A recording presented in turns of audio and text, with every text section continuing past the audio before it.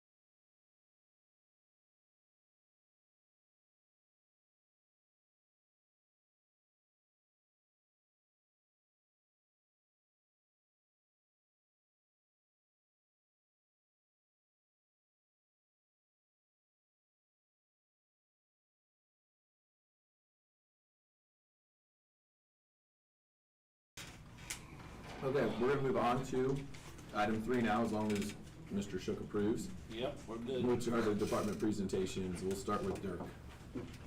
Thank you. So I'm gonna run you guys through my 5-year plan. It won't take 5 years, it'll take 5 minutes. But I think it does a pretty good job of establishing what the department's trying to do for the district. So we're trying to establish refresh cycles that we can predict and use to keep the budget flat throughout the 5 years. We're trying to reduce outsourcing, so having security companies install security cameras, we can do that, save a lot of money that way. We'll talk about phones in a minute. We'll save a lot of money doing phones in-house as well. And then when we're saving money, we're trying to get those back into the classroom. Oops, a little lag. So here are 7 years of the budget. These are our last 2 years of the budget. The red dot is where we're coming into starting July 1. The budget will be $250,952 and a nickel. That's going to increase 2.5% each year to try and fight inflation. Yeah. We'll do our best. Yeah. It's going to stay flat. We're not going to need an increase other than the inflation increase. So for the fiscal year coming up, first project that we're going to do is we're switching phone systems. It's going to end up saving us $21,916.31 a year in recurring costs. That's because we're bringing the server back on site. We're not paying a company to manage it anymore. We're going to manage it. We had to do all the legwork anyway in the district, so this just costs us electricity, basically. It's going to give us better features, better experience for our users, and better experience for me and Noah managing it on the back end. It's not so old. The next set of upgrades is we're trying to upgrade our large public gathering spaces. They're pretty outdated, so this year we're trying to tackle the ES cafetorium and the HS auditorium. We're upgrading projectors, sound equipment, and ports and cabling. There's a lot of buzz and hiss in all those buildings, so we're trying to get better shielded cabling in there. Next is we're doing a ES switch and district core switch upgrade. So we still have 7 Cisco switches in the elementary school, and we have 4 district Cisco core switches. Those you have to pay a yearly license to get security updates for. So by getting those out of there, we're going to save money that way as well. That is going to put our switch infrastructure all in one ecosystem, much easier to manage. And the best part is E-rate's going to cover 60% of that cost. So it's only going to cost us $15,000 out of our pocket to do all that. Another change is we're changing our internet service provider. That's going to save us a little over $10,000 a year. It's also going to double our download and upload speeds from 500 megabits to 1,000. The only caveat there is we have to provide our own firewall, which is no problem. It costs us $500. We'll install it, and then we'll be back up and running. Last thing this year is we're replacing our Dell 3180s at the elementary school. There's 250 of them, and that should be small. We do that every year anyway, so it's not a big deal for us. I have like 7 of these in the presentation. I'm only going to go over one, and you'll get the idea. Everything on the right side are sort of like our static costs. They don't really change year to year. Everything on the left are large upgrades. So this is for the next fiscal year. We have a server refresh and a copier and printer refresh. Server hardware has been running for 10 or more years nonstop. We're starting to get drive failures. If we lose too many drives, then we'll be, up a creek. But we're good for right now.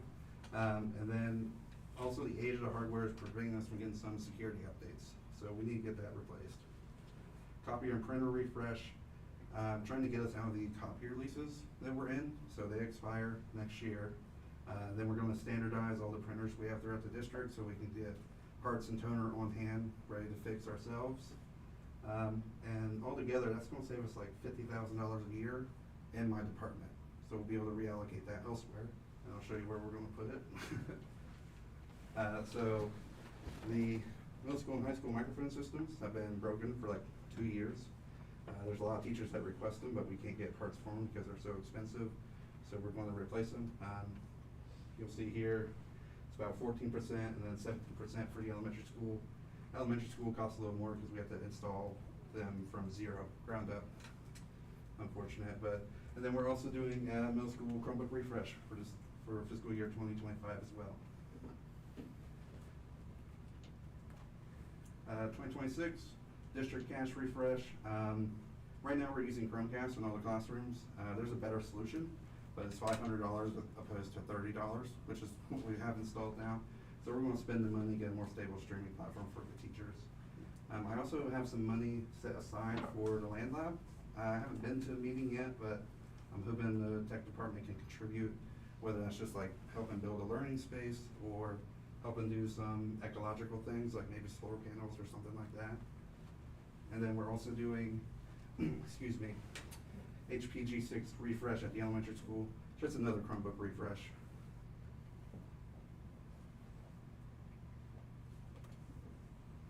And then 2027 is our last one here.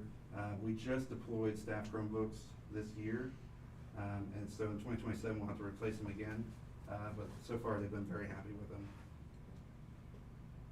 Some improvements we've made this year, just real quick. We have infrastructure, security, and automations.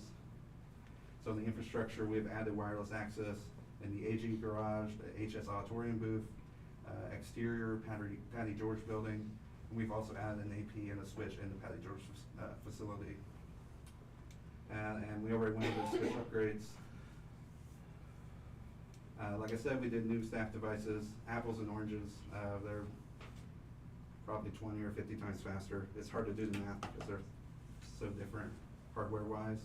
But each one comes with a 3-year hardware warranty and guaranteed software support till 2029. So that should get us to 2027 easily. Automations that Noah's worked on, inventory, user, and device sync with our Google Admin Console. So when we go in our inventory system, we can see what grade the student's in, what device they have, what their email is, all kinds of data for us. We also have a unified log collection and storage. That helps us track down Chromebooks that kids lose all the time. So we can actually see the last AP it connected to, send the kid there, call the teacher, say, hey, do you see a lonely Chromebook laying around somewhere, and get it back to the student. We also have a new student repair workflow. So we standardize the way we track repairs across the elementary, middle school, and high school. So we have a record of every repair, whether it was a free repair or if we had to charge the student. Excuse me. And then coming soon, I'm very excited for inventory and Mac filter sync. Right now we have to hand edit the Mac filter, but with this sync, it'll all be done with the inventory system. Lastly, security improvements. Like I said, we're installing our own firewall, but it's also IDS, which helps us see if someone's in the network that isn't supposed to be. It will let us know. It's also going to provide a VPN for us to connect from outside. Let's see, student MAC filter. So we have a staff MAC filter, prevents people from bringing in any device and getting on our staff network. We're implementing the same thing for the student filter, only because it seems like we can never keep the student password secret. It somehow always gets out, so this way we'll eliminate that. We also have a new server update management tool called Ansible. Allow us to update all of our Windows servers with the click of a button instead of having to log into all 10 of them and doing it by hand. And then, as always, we are continuing weekly server backups and daily user file backups. And that's all I have. Does anyone have any questions? Yeah, I might have missed it, but I'm really impressed by what you did to keep us from being taken over and have somebody hold us hostage and demand money. Yeah, that's basically the backup. So if that were ever to happen, we'll just say no and start restoring for backup. Right. Yeah.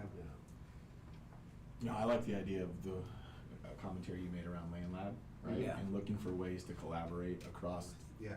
the teams. So that's pretty cool. I Yeah. like that you allocated some dollars for that.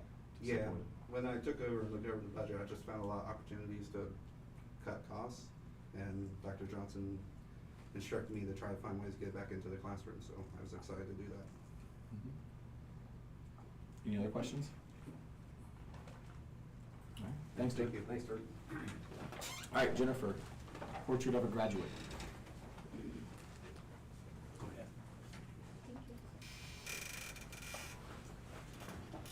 ahead. So I'm here today to talk about an update on our portrait of a graduate.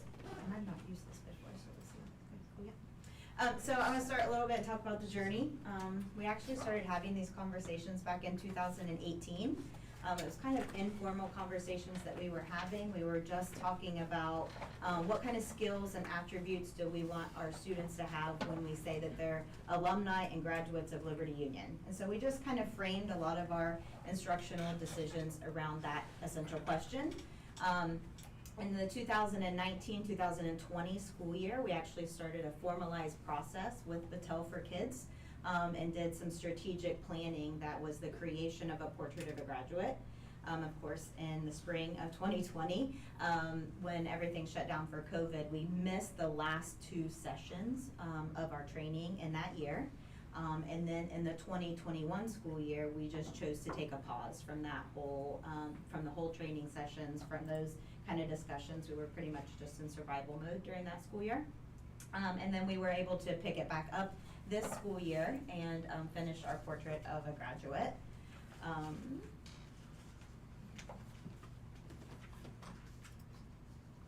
As he said, it was a lag, so I don't want to push it again. You might be There we go, okay. So the results, we have 5 different, we call them the 5 C's or 5 different competencies. Communication, collaboration, critical thinking, creativity, and character. And so what we will do with these 5 C's is we will start to use them to frame our decision making and start to use them to talk about some of our instructional strategies in the classroom and how that might look a little bit different. The immediate next step, as of this morning, actually, I had a conference call with a graphic designer with Battelle for Kids, and what they will do is they will actually take kind of all of our work that we've put together and they will create sketches for us. We'll have 2 to 3 different sketches that will be a visual representation of our 5 C's. And then at the beginning of the school year, hopefully at convocation, that's kind of our deadline that we're looking to do, is we're going to be able to present those 2 to 3 sketches and again get staff, student, and community feedback on which one might be our finalized portrait of a graduate. We included our students in the creation of the portraits of a graduate. In the month of May, all of the students in our art classes took the 5 C's and created some different sketches for us, and this is what we gave to Battelle for Kids and asked them to kind of incorporate these into the sketches that they're going to produce for us. So these are some of the sketches and the votes that were received. So I'll pass those around, let everybody kind of take a look at them. So they kind of incorporate the lion head, 5 C's. There's some ideas behind having like lion paws, similar to like what goes into this football stadium at the high school. We have definitions that go with the 5 different C's. We want those words incorporated into the portrait of a graduate as well.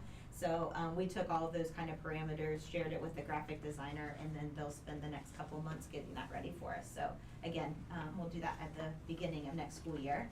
And then in next school year for our SOAR network team, that Battelle for Kids offers 4 different pathways after you have your portrait of a graduate. So once you have your portrait completed and you're trying to talk about what does this do and what does this change in our school district, they have 5 different pathways that you can take your SOAR team and kind of learn about. I presented these to their current members of the SOAR team, and we're really looking at the aligning of the educational system, or the Roadmap 21. Roadmap 21 is about incorporating 21st century skills into learning all around your portrait of a graduate. And the lining of the educational system is talking about all the different departments and interconnected parts that happen in a school district. Just like Dirk talked about the land lab and technology, that's not a connection that you commonly think about. It's not a natural connection, but once you've gone through some training about aligning the educational system, then you can see how all the different parts work together. So Dr. Johnson and I were able to attend a leadership training that was hosted by Battelle for Kids, and the 2 main speakers that day were the Columbus Museum of Art and the Columbus Zoo. And their message that day was that museums and zoos have spent decades focused on content delivery. They talked about how when you go to the zoo, they just spew facts about animals. This is what they eat, this is how long they live, this is what their habitat looks like. They have printed pamphlets and displays of information. We were sitting at that training and we were thinking, okay, that really sounds familiar, because that's what schools have been doing for decades also. And so the idea behind the Portrait of a Graduate, that change in thinking, is that the new message is that informal learning equals effective learning. And as Dr. Johnson and I were sitting there, we thought, okay, this also sounds familiar. I'm not going to read all of this to you, but these are all words that show up in the new OTES 2.0 teacher evaluation rubric. And it's all around this same idea of content is not going away, but content is now there to shift. There's a shift that it supports students' thinking. And all of these words in the OTES rubric about the students creating their own academic goals and talking about different ways to get there, and collaborative and critical thinking. All of those things are informal types of learning. There's also something that I wanted to share. The message that they had there was about schools were killing creativity. They were doing the same thing. The museums, the zoos, they were doing the same thing. There was a developmental psychologist named Susan Engel who got a really well-founded research study through Harvard Educational Review. And what the study was about is that for 3 months, she was going to travel all over the United States. She was going to go to really well-funded schools in affluent neighborhoods and elementary schools, and study all of the creative things that they were doing, all of the creative thinking that they were doing, all of the creative instructional strategies that they were doing. And they ended up having to cancel the entire study, not because of funding, not because of resources, but because after she started her journey and going to all the schools, she said, it turned out to be impossible because there was such an astonishingly low rate of curiosity in any of the classrooms we visited. So we sat there and we thought about that at our training that day. We replicated that message in the training that we saw at Battelle for Kids. We had our leadership retreat last Tuesday, and we kind of replicated some of these activities. We talked about creative thinking, and that's kind of our message as the administrative team for next year, what the instructional strategies look like in our school. And there's Tim, he's making an appearance in our presentation. So instruction will be different, and what that looks like. One idea that we had is like giving students a problem to solve, something related to the content that you're teaching, something related to science, something related to social studies. You give them a problem to solve and you get them something like a creative kit, and that just has all kinds of different materials in it. And you say, build something to solve this problem. So instead of telling the student, this is a problem and we have to fix it, and this is what scientists are doing to fix it, first you let them dive into the creative thinking aspect and support the student's own thinking with creative instructional activities. Another thing that you can do is it's called I See, I Think, I Wonder. It's a framework that you can literally use in any content area. You could put a math problem up and say, what do you see? And the students just make observations about what they see. What do you think? Like, what do you think happens in this problem?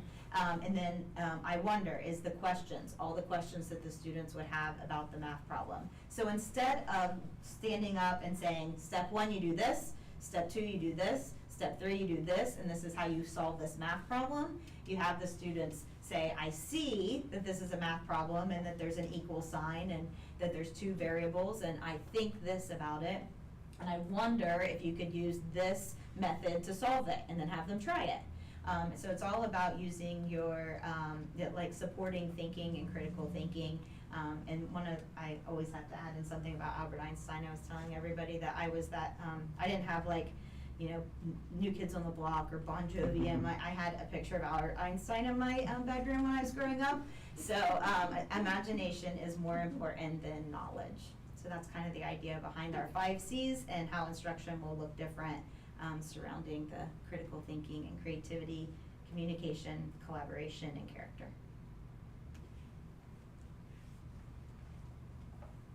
Awesome. Thank you. Thank you. Any questions? Thank you. Thanks, Jennifer. All right, what I'm gonna do now is I'm actually gonna adjust the agenda. So what I'd like to do at this point is go into an executive session. And so I know we've got some folks that are watching online via our YouTube channel. When we come back, we will resume the business portion of the meeting. But I am gonna, so we are gonna go into executive session. Obviously, we will close down the live feed and the audio during that portion, and we will come back. Executive sessions can take anywhere from 5 minutes to a couple of hours, so I apologize for those online, but you'll just have to bear with us as we go through this process. So I would like to make a motion to go into executive session. Do I have a second? What are those? A2 and E. A2 and E, okay. You got it. No second. Okay. So a motion by Sean Hookrattle, seconded by Bill Moore to go into executive sessions for A2 and E at 7:30